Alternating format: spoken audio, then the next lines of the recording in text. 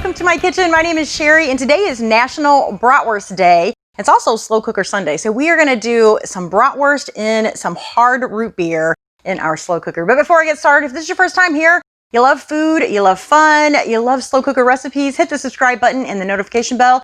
Check the description below so you can find out how subscribing helps to feed the hungry. So a week or so ago, I bought a 6-pack of hard root beer, which really typically isn't something that I drink. As bad as it sounds, I'd rather just have a shot of tequila. I feel like whenever I drink beer or 12 ounces of something, it just really bloats me. But I do like to cook with this stuff, especially the root beer. So we made some root beer, a hard root beer float, root beer cookies. We did some root beer caramels. So today, since it's National Bratwurst Day, we're gonna make some hard root beer bratwurst. And we're gonna do it in our slow cooker. So my slow cooker has where the insert actually comes out, and I can put this I can put this in the oven, the microwave, wherever I want. So I've got it on here, on my little stove top here, and I'm just gonna put my bratwurst in here, and I'm just gonna brown them on both sides real quick before I put them, well, before I cook them in the slow cooker. So if you don't have this option, you can just do this in a skillet and then you can transfer them to your slow cooker. So we'll let these brown just a little bit. All right, I think our bratwursts look good. We're really not trying to cook them all the way. We just want to get them brown just a little bit. So I'm gonna go ahead and take these out. We're gonna set these aside. And then I'm gonna add just a tiny bit of my root beer. So there's just a little bit of, you know, bits and pieces from the bratwurst. So I just want to kind of get in there with my whisk and loosen all that up because there's a lot of flavor in there. So that's called deglazing. But I just want to do a little bit. And then I've got 4 tablespoons of butter. And then I've got a whole green pepper and a whole onion that I just cut into slices, just like you would if you were making fajitas. And then I also took about, I don't know, 2 or 3, I think, jalapenos, and I sliced those. I de-seeded those so they're not quite as hot. And I'm going to put a little bit of salt. Just a little bit. Help bring some of that moisture out. A little bit of pepper. And then I'm just going to give these kind of a quick stir. I'm going to put my lid on my slow cooker. And again, if your slow cooker doesn't, the insert doesn't come out, you can always just do this, you know, in a skillet. So I'm going to let these sweat for a few minutes, let them get nice and tender. All right, let's see how our peppers and onions are doing. Oh, that smells good. So those are looking nice and pretty. Okay, so now I'm gonna add a little bit of garlic in. And I don't ever add my garlic in whenever I put in my peppers and my onions because it doesn't take as long to cook. It has a tendency to, if you burn it, it doesn't just taste burnt, it's really, really bitter. So I always make sure to add it kind of at the end. So we'll let this cook for just a couple of minutes with the garlic and then we can start to add the rest of our ingredients. All right, and then once our garlic is cooked down just a little bit, I'm gonna add about 3 tablespoons of flour. And we're gonna mix this all around. So we're basically kind of making a roux, but we're doing it with our vegetables. All right, and then we're gonna add our root beer back in, or more of our root beer, I should say.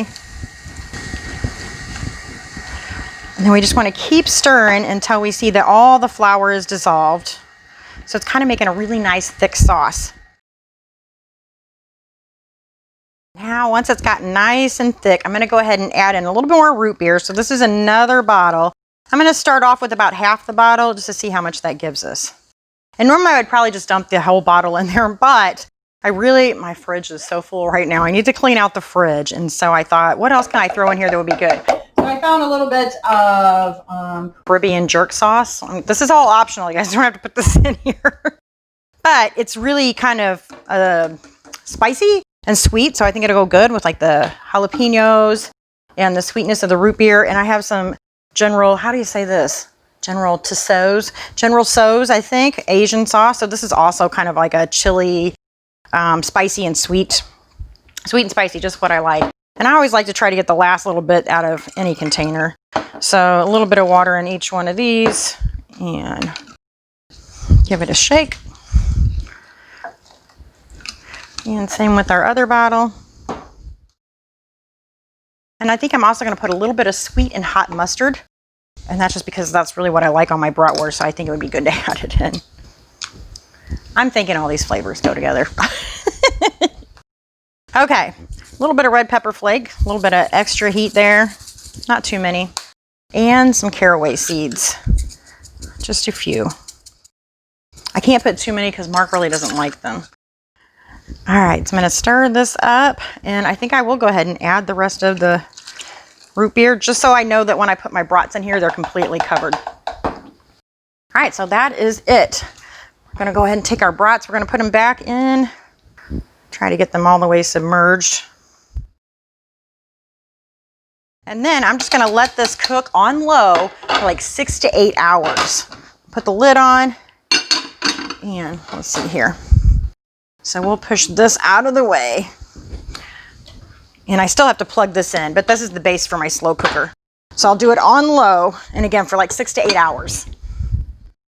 All right, our bratwurst should be done. It's been just a little over 6 hours, but I think I can tell by the smell that they're pretty much done. So let's get in here. Oh, it smells so good. Let's get in here and get one of these guys. I did forget buns, but that's all right. I don't know, I really would like a bun and some cheese. Oh, they smell good. And you know what? Let's make sure these are done all the way. So we want it to be at least 160, 172. So perfect. All right, let's cut a little sliver off of here. Ooh, it's hot.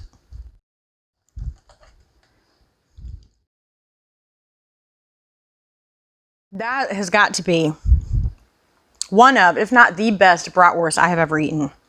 I'm not a huge bratwurst fan. I always think they kind of have like a twang to them.